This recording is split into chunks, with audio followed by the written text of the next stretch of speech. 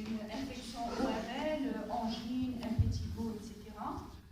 Mais il peut y avoir des signes associés. Il peut y avoir donc des signes associés. Et quand il y a des signes extra-rénaux, on peut suspecter un problème de maladie systémique. Et là, vous voyez toute la batterie d'examens que l'on peut faire, le bilan immunologique et le bilan infectieux et bien sûr le bilan radiologique. Alors, bien sûr, l'intérêt, c'est que le diagnostic ne peut être porté que par l'étude histologique, d'accord? Quand il s'agit d'une atteinte glomérulaire.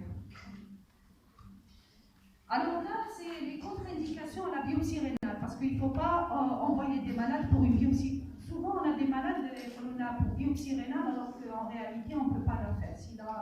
Il y a des contre-indications. Alors, elles sont relatives, hein, ces contre-indications. Heureusement qu'elles ne sont pas absolues. Donc, quand vous avez, par exemple, une HTA mal contrôlée, il y a des malades qui viennent avec des HTA sévères et tout ça. On contrôle d'abord l'HTA et on fait la biopsie. Donc, il n'y a pas de contre-indication absolue. Vous avez les troubles de l'hémostase. C'est vrai, si le malade vient avec un taux d'urée à 3 grammes, il n'est pas dialysé, donc vous êtes obligé de le dialyser, et automatiquement, et au fur et à mesure qu'il dialyse, il va normaliser ces troubles de l'hémostase. En dehors du fait qu'il y a certaines maladies qui se traduisent par des troubles de l'hémostase. Ça, c'est important à obtenir. Alors, le rein unique anatomique ou fonctionnel, sauf dans le cas de la transplantation rénale. Alors, si le malade, il naît avec un seul rein, ou alors il a un seul rein qui est fonctionnel, vous n'allez pas lui faire une biopsie rénale. Mais par contre, s'il est greffé avec ce seul rein, vous pouvez faire une biopsie du greffon. Donc, c'est un peu contradictoire, mais vous pouvez le faire. Vous avez également les malades qui ont des reins atrophiques. C'est sans intérêt. Pourquoi? Parce que déjà, il y a la maladie rénale, elle est arrivée au stade terminal, c'est chronique. Il y a de la fibrose et de la glomérulosclérose. C'est-à-dire les glomérules sont sclérosés et il y a de la fibrose. Donc vous ne retrouverez jamais la maladie d'origine. Donc ça ne sert à rien. Les reins ectopiques, sauf les transplants, les reins multikystiques, ils vous disent c'est une polykystose rénale. Vous ne pouvez pas biopsier. Vous avez les tumeurs malignes rénales et l'hydronéphrose également. Quand vous avez un rein qui est sous tension, vous n'allez pas quand même le biopsier. Vous avez une hydronéphrose, il faut rechercher la cause de l'hydronéphrose et non pas faire une biopsie rénale. Donc ça, c'est pratiquement logiquement, quand vous avez ces situations, c'est même pas la peine d'orienter les malades pour biopsie. Mais vous orientez les malades pour exploration étiologique. D'accord? Ça ne veut pas dire que vous n'orientez pas. Il faut orienter, mais surtout pas mettre dans la lettre pour biopsie rénale. Alors, l'intérêt de l'examen à la biopsie rénale, c'est quoi? C'est de faire une étude histologique. Donc, il y a 3 constituantes dans le néphron. Vous avez les glomérules, vous avez les vaisseaux et vous avez l'interstitium. Donc, en microscopie optique, ils vont vous donner des lésions élémentaires, c'est-à-dire l'existence ou pas de ces lésions, au niveau du glomérule, au niveau des vaisseaux et au niveau donc de l'interstitium. Dans l'interstitium, qu'est-ce que vous avez? Vous avez l'interstitium et les tubules. Donc il peut y avoir des remaniements au niveau tubulaire. Dans les glomérules, vous avez l'aspect donc de la membrane basale, comment elle est. De l'extérieur, vous avez les cellules épithéliales et de l'intérieur sur le versant plasmatique, vous avez les cellules endothéliales. Donc cette barrière-là, ils vont vous donner toutes les informations concernant le fait que, est-ce qu'il y a des lésions à ce niveau ou pas. Ça peut être optiquement normal. Donc ça fait penser à une certaine néphropathie. Pathologique, est-ce qu'elle est proliférative ou non proliférative? Donc si elle est proliférative, c'est qu'il y a des lésions. Si elle n'est pas proliférative, ça veut dire qu'elle fait partie d'une certaine catégorie de néphropathie.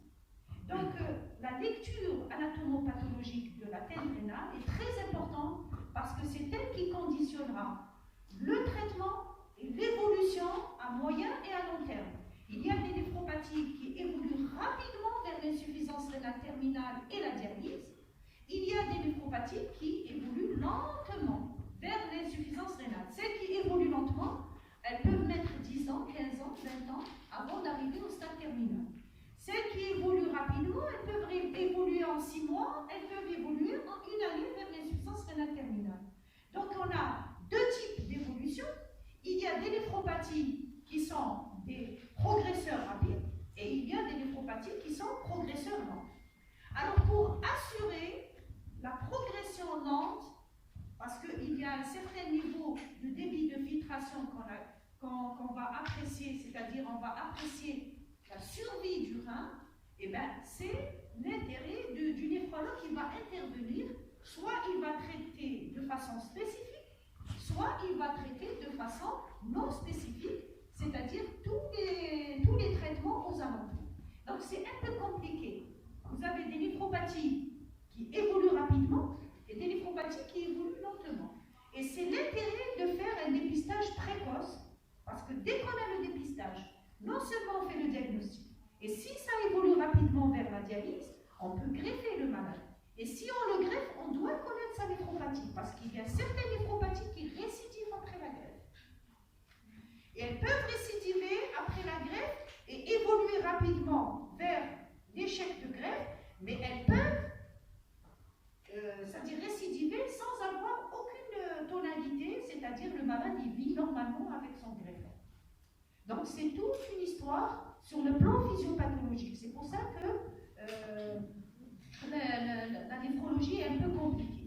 Hein, c'est vraiment compliqué. Donc là, vous avez l'immunofluorescence, donc il y a deux techniques. Vous faites la fixation pour avoir des éléments en microscope optique et vous avez l'immunofluorescence. Donc vous avez deux éléments qui vous permettent de poser les diagnostics. Il y a des néphropathies sans dépôt. Donc il y a des néphropathies qui n'y a pas de dépôt. Il y a des néphropathies où il y a des dépôts. Et chaque type de dépôt fait penser donc à une maladie. Donc c'était l'argumentaire pour poser le diagnostic d'une néphropathie lupique, il faut faire l'immunofluorescence. Vous ne pouvez pas passer à travers vous ne pouvez pas poser un diagnostic de néphropathie lupique sans faire la deuxième étude ou étape dans l'histologie rénale, l'immunofluorescence. C'est pour ça que c'est un peu compliqué. Alors, le syndrome néphrotique chez l'enfant. Alors, chez l'enfant, heureusement que le syndrome néphrotique est guérissable. Heureusement. Donc, on ne fait pas de biopsie chez l'enfant. C'est rare quand un pédiatre fait une biopsie rénale. Heureusement d'ailleurs. Parce que d'abord, c'est des syndromes néphrotiques qui répondent bien aux corticoïdes. Et deuxièmement, rarement évoluent vers l'insuffisance rénale. Donc, l'approche de l'enfant et de l'adulte n'est pas les mêmes. Les étiologies ne sont pas les mêmes. Donc, vous avez en général, c'est idiopathique dans 95% des cas et secondaire que dans 5% des cas. Heureusement que c'est corticosensible. Donc, vous avez plusieurs types de néphropathie. Vous avez surtout les lésions glomérulaires minimes, la hyalinose et la glomérulonéphrise extramembraneuse. Donc, la lésion glomérulaire minime, c'est quoi? C'est une atteinte où, à l'histologie, il n'y a pas de dépôt, les glomérules sont optiquement normaux, mais c'est à la microscopie optique électronique que vous allez trouver la lésion. C'est une lésion qui se traduit par une maladie particulière des cellules épithéliales, qu'on appelle les podocytopathies. D'accord? Donc, c'est une maladie particulière. C'est-à-dire, c'est une anomalie de ces cellules qui vont laisser traverser à un certain moment, parce qu'il y a une anomalie ultrastructurale sur le plan biologie moléculaire des récepteurs qui va laisser passer des protéines. Donc, jusqu'à présent, on a identifié donc ces récepteurs sur le plan biologie moléculaire et on sait qu'il y a une partie qui peut être génétique. D'accord? Mais généralement, les lésions glomérulaires minimes sont corticosensibles et elles évoluent favorablement vers la rétrocession.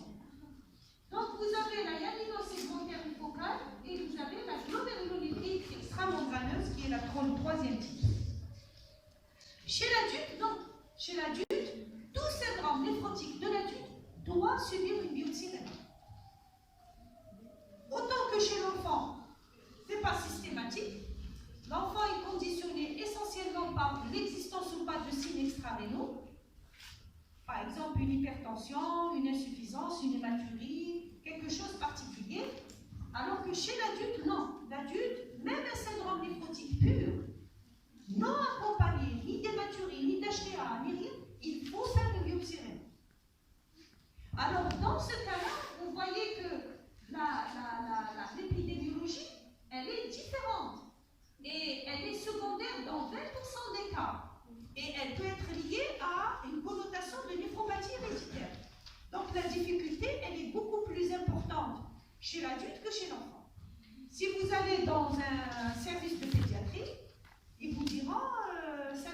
antibiotique pour nous, corticoïdes, et puis voilà, hein, c'est tout. Hein.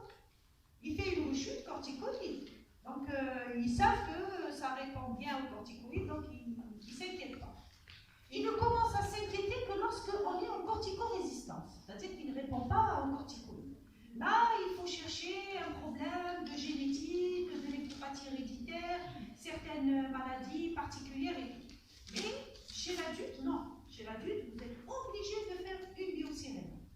Donc, dès que vous faites le diagnostic d'une protéinurie d'origine glomérulaire massive avec hypo-âge, hypoprotinémie, il faut envoyer pour une biopsie rénale. D'accord? Si maintenant elle est pure, ça veut dire qu'elle est accompagnée d'aucun signe, elle est pure. Mais si elle est impure, elle est avec une hématurie, avec une HTA, avec ou sans insuffisance rénale, à ce moment-là, c'est encore plus urgent. Il faut envoyer également pour une biopsie rénale, pour identifier la nature de la maladie. Docteur, s'il vous plaît. Oui. En cas de contre-indication de biopsie, qu'est-ce qu'on fait? En cas de contre-indication de biopsie, on est obligé de raisonner. Est-ce que c'est accompagné de signes extra-rénaux ou non de signes extra-rénaux? Vous avez vu la batterie des examens qu'on fait. Entre les infectieux, on fait les sérologies, on fait le bilan immunologique complet. D'accord? On raisonne. On va par étapes. Okay? On fait un traitement symptomatique. Et on va voir avec les diurétiques, avec l'hygiène de vie, avec les antiprotéinuriques qu'on utilise. On va voir si ça répond. Si ça ne répond pas, on fait une tentative également de traitement corticoïde. Mais les corticoïdes ne sont pas systématiques. D'accord? Et si on voit l'évolution, il y a certaines néphropathies qui répondent bien